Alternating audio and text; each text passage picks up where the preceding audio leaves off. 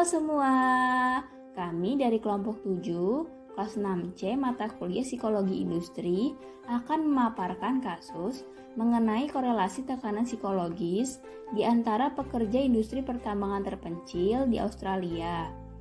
Kelompok kami beranggotakan Febrianti Nasa Indah Zuhri, Anisya Deni Remala, Andini Maulani Putri, dan Hana Nabila Aprilia.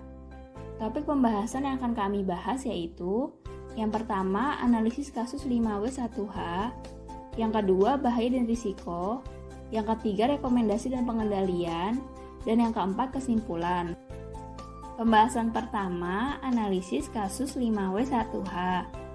Kasus yang kami bahas mengenai tekanan psikologis yang dialami pada pekerja tambang logam berupa keadaan penderitaan emosional yang terkait dengan stresor dan tuntutan yang sulit dalam bekerja.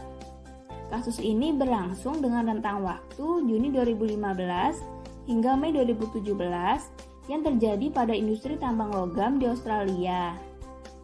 Kasus tersebut dapat terjadi karena waktu kerja yang panjang, di mana pekerja menghabiskan sepertiga atau lebih dari 8 jam di tempat kerja, serta penyakit mental yang tidak diobati atau ditangani dapat menjadi penyebab tekanan psikologis yang lebih tinggi pada pekerja.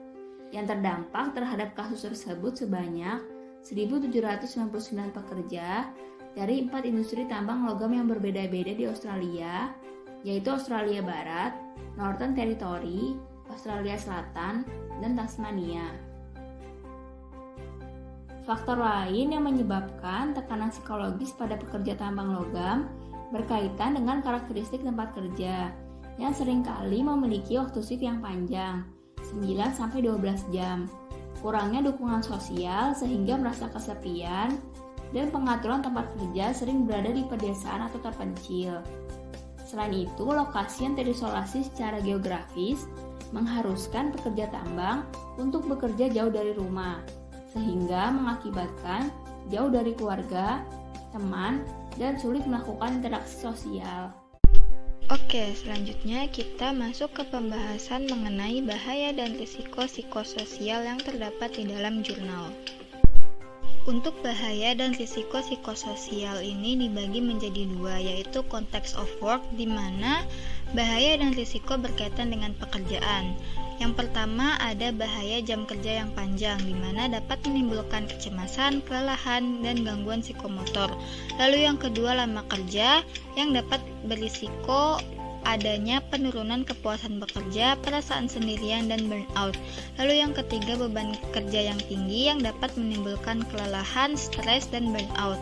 Lalu ada jadwal kerja yang dapat menimbulkan kebosanan, kejenuhan, perubahan fisiologis, dan kelelahan. Lalu yang terakhir ada bahaya desain kerja yang dapat menimbulkan risiko perasaan tidak aman, stres, dan gangguan psikomotor. Sedangkan untuk context to work, di mana bahaya dan risiko psikososial yang terjadi berkaitan dengan organisasi kerja. Yang pertama ada bahaya ketakutan kehilangan pekerjaan yang dapat menimbulkan risiko kecemasan dan stres bagi pekerja. Lalu yang kedua dukungan tempat kerja yang mengakibatkan penurunan kepuasan bekerja pekerja, stres, dan burnout. Lalu tempat kerja yang terpencil dapat menurunkan kemampuan bersosialisasi pekerja, menimbulkan kecemasan, depresi, dan perilaku tidak sehat. Lalu yang terakhir bahaya hubungan interpersonal, di mana dapat menyebabkan perasaan sendirian pada pekerja, lalu antisosial ataupun burnout. Selanjutnya, kelompok kami akan memberikan pengendalian yang dapat dilakukan pada pekerja tambang. Yang pertama, ada menerapkan shift kerja yang sesuai dengan regulasi yang berlaku. Biasanya perusahaan menerapkan shift kerja dengan tujuan mengoptimalkan hasil kerja dan produktivitas. Khususnya bagi perusahaan yang menerapkan shift malam, harus lebih ekstra memperhatikan kesehatan para pekerjanya. Yang kedua, menyediakan air minum yang memadai bagi pekerja.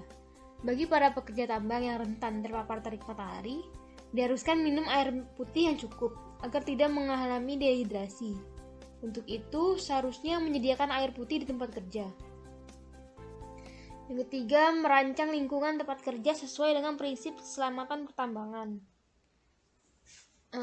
lingkungan tempat kerja yang sehat dan aman dapat membantu pekerja dalam meningkatkan efisiensi dan produktivitas dalam melaksanakan bekerja, sehingga akan meminimalisir adanya kecelakaan kerja.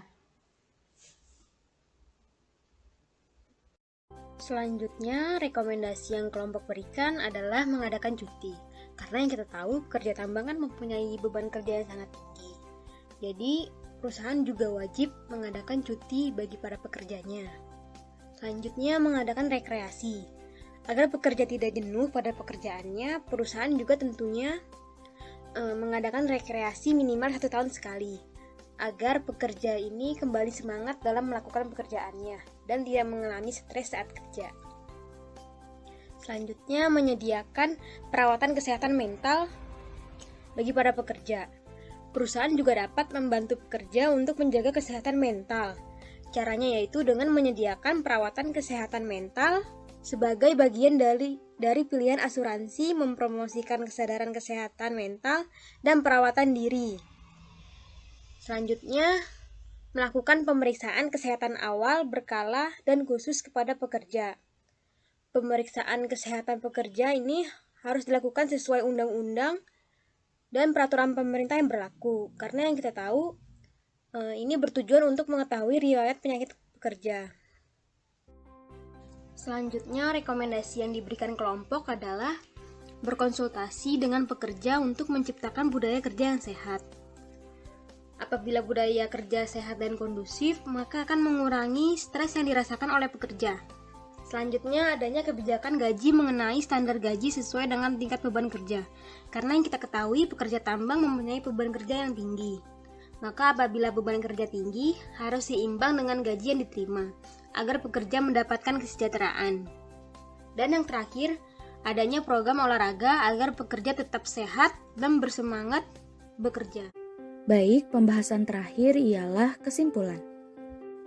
Dari kasus ini dapat disimpulkan bahwa tingkat tekanan psikologis pada pekerja tambang logam secara signifikan lebih tinggi daripada rata-rata pekerja Australia yang dipekerjakan. Maka, fokus pada kesehatan mental di sektor pertambangan juga menjadi hal yang penting. Dalam kasus ini juga telah mengidentifikasi sejumlah masalah sosial dan lingkungan tempat kerja.